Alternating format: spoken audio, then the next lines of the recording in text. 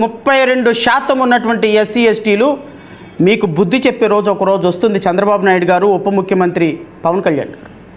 మీరు అనుకుంటున్నారు వీళ్ళకి ఒక 5,000 10,000 పడేస్తే ఓట్లేస్తారులే, వీళ్ళని ఎలాగైనా కొనొచ్చులే, వీళ్ళకి కష్టం వచ్చినప్పుడు ఏదో 4 మాటలు చెప్పి నలుగురిని పిలిచి రాజీ చేయొచ్చు, అధికారం మా దగ్గర వస్తుంది, ఎస్సీ ఎస్టీల మీద మేము వెళ్ళకపోయినా ప్రాబ్లం లేదు, వాళ్ళని అడ్రస్లు చేయకపోయినా ప్రాబ్లం లేదు అంటున్నారు. సార్ గుర్తుపెట్టుకోండి, మీరు ఎస్సీ ఎస్టీలు చూసే ప్రతి చిన్న చూపు మీకు శరాఘాతం కాబోతుంది.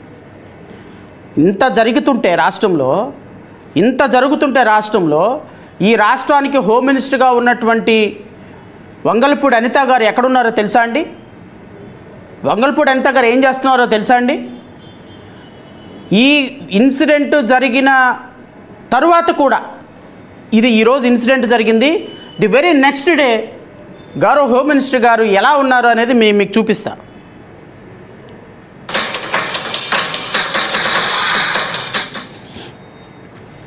ఎందుకంటే మా రాష్ట్ర ప్రజలకి, రాష్ట్రంలో ఉన్నటువంటి దళిత బిడ్డలకు కూడా అర్థం కావాలండి ఇది.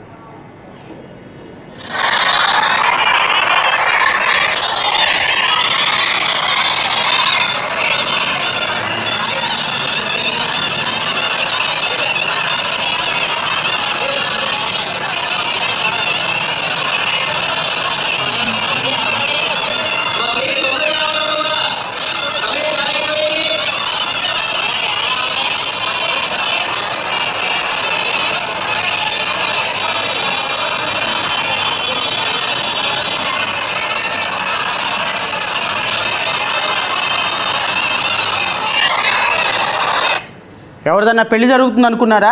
ఈ మంత్రాలు విని రాష్ట్ర ప్రజలు ఆశ్చర్యపోకండి. ఎవరిది పెళ్లి కాదు ఇది. పోనీ వేరే ఎవరో పెళ్లికి వెళ్ళలేదు హోమ్ మినిస్టర్ గారు వాళ్ళ పాప మ్యారేజో, లేకపోతే హోమ్ మినిస్టర్ గారికి సంబంధించిన వాళ్ళ రిలేటివ్స్ మ్యారేజో, లేకపోతే హోమ్ మినిస్టర్ గారు వేరే ఎవరికన్నా పెళ్లికి వెళితే అక్కడ బొకేలు తీసుకుంటారు అనుకుంటున్నారేమో.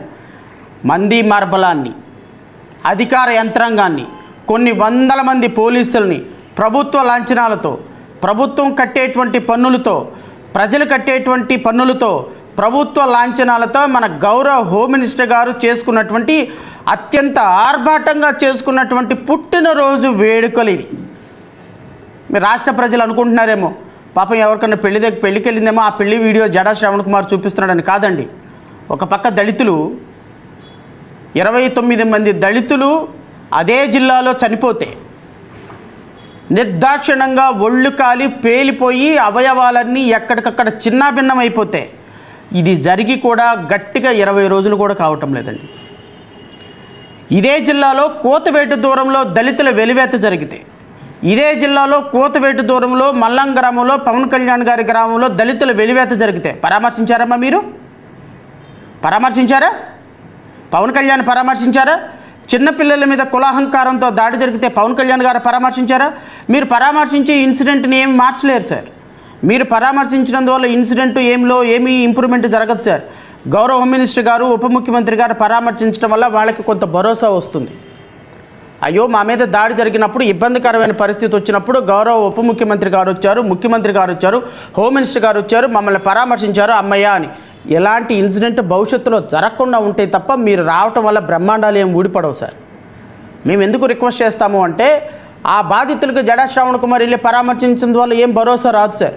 ఆ బాధితులకు భరోసా వచ్చేది ముఖ్యమంత్రి గారు వస్తే భరోసా వస్తుంది, ఉప ముఖ్యమంత్రి గారు వస్తే భరోసా వస్తుంది, హోమ్ మినిస్టర్ గారు వస్తే భరోసా వస్తుంది. వాళ్ళకి అమ్మయ్య మాకు జరిగిన అన్యాయానికి పలానా వాళ్ళు వచ్చారు, భవిష్యత్తులో మా మీద ఇంకొకరు దాడి చేయరని ఒక భరోసా కోసమే మేము మిమ్మల్ని అడుగుతాం. కానీ మీరు ఎక్కడున్నారు? ఉప ముఖ్యమంత్రి గారేమో వస్తాను, ఉప ముఖ్యమంత్రి గారి గురించి చెప్తారు. ఇదిగో హోమ్ మినిస్టర్ గారేమో ఉంటే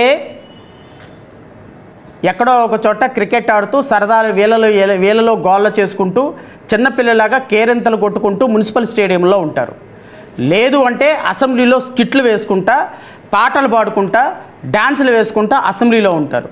పోనీ ఏదైనా సండే సాటర్డే వచ్చింది అంటే ఎక్కడో ఒకట ఉత్సవం జరుగుతుంది, ఎమ్మెల్యేలు ఎంపీలు అక్కడ డ్యాన్సులు వేసుకుంటా, క్లబ్బుల్లోనో సాంగ్స్ పాడుకుంటా సినీ విభావరి జరుగుతూ ఉంటుంది. ఆ సినీ విభావరిలో డ్యాన్సులు వేసుకుంటా వేలలు వేసుకుంటా గౌరవ హోమ్ మినిస్టర్ గారు అక్కడ ఉంటారు. ఎప్పుడైనా సరదాగా సంవత్సరానికి ఒకసారి ఖాళీ దొరికితే ఇదిగో ఇట్లాంటి పుట్టినరోజు వేడుకలు చేసుకుంటా సరదాగా మంది మార్బలంతో అరేంజ్ చేస్తారు. వీళ్ళకి హోమ్ మినిస్టర్ పదవి ఇచ్చింది ఎందుకు అనుకున్నారు? దీనికోసం అండి. వీళ్ళకి హోమ్ మినిస్టర్ పదవి ఇచ్చింది ఎందుకు? ఇందుకోసమే, ప్రజలను పట్టించుకోమని కాదు. ఈ రాష్ట్రంలో ఈరోజు మీరు న్యూస్ పేపర్ చూడండి, ఒక గిరిజన బాలిక సామూహిక అత్యాచారం చేశారు శ్రీకాకుళంలో రణస్థలంలో. పరామర్శించారా మన రాజకీయ నాయకులు ఎవరైనా, అధికారులు ఎవరైనా పరామర్శించారా? ఉప ముఖ్యమంత్రి గారు కానీ లేకపోతే హోమ్ మినిస్టర్ గారు కానీ ఎక్కడున్నారు హోమ్ మినిస్టర్ గారు? ఇదిగో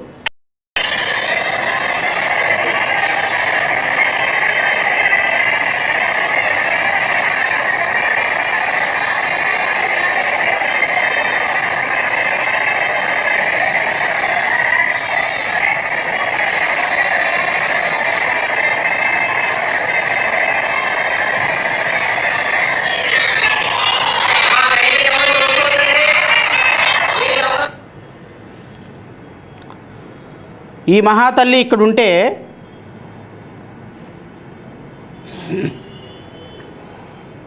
ఈ ఉప ముఖ్యమంత్రి గారు ఎక్కడున్నారో చూద్దాం.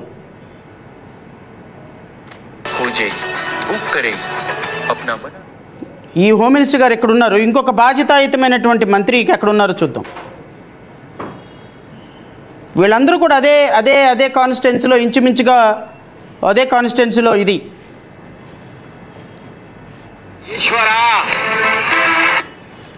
ఇక్కడ ఉన్నారు ఉప ముఖ్యమంత్రి గారు.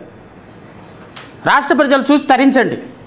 90,000 మెజారిటీతో గెలిపించినారు కదా, ఈ రాష్ట్రానికి రాజకీయాలు మార్చేస్తాను అన్న పవన్ కళ్యాణ్ గారిని, రాజకీయాలకి కొత్త పుంతలు తొక్కిస్తాను అన్నటువంటి, ప్రశ్నిస్తాను అని పార్టీ పెట్టినటువంటి పవన్ కళ్యాణ్ గారు, ఆడపిల్లల మీద అన్యాయం జరిగితే ఆడపిల్లలకి కన్నెత్తి చూస్తే ఆ ఆడపిల్లలకి ఎందుకు కన్నెత్తి చూసామా, ఈ కళ్ళు దేవుడు ఎందుకు ఇచ్చాడా అని బాధపడేటువంటి చట్టాలను తీసుకొస్తానన్నటువంటి గౌరవనీయులు,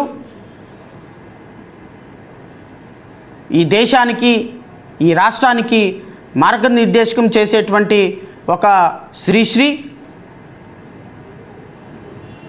ఒక చెగోవీర, ఒక అభినవ అంబేద్కర్, అభినవ పూలే, మార్గదర్శకమైన జాతిపిత మహాత్మా గాంధీ, అన్ని షేడ్లు ఈయనలో ఉన్నాయిలేండి. ఒకటేందుకు ఒక మహానుభావుడు గురించి చెప్తే మళ్ళీ ఫీల్ అవుతారు మిగతా మహానుభావులు. ఈ దేశంలో ఉన్న మహానుభావులు పుట్టిన వాళ్ళు, పుట్టాల్సిన వాళ్ళు, పుట్టిపోయిన వాళ్ళు, వీళ్ళందరినీ ఒక చోట కుదిపితే వీళ్ళందరినీ ఒక అక్షర రూపమో లేకపోతే రూపం ఇస్తే ఆ రూపమే పవన్ కళ్యాణ్ గారు, ఆ రూపమే మన ఉప ముఖ్యమంత్రి గారు. ఇంత జరుగుతుంటే రాష్ట్రంలో, ఇన్ని జరుగుతుంటే రాష్ట్రంలో మా ఉప ముఖ్యమంత్రి గారు ఎలివేషన్స్, మా ఉప ముఖ్యమంత్రి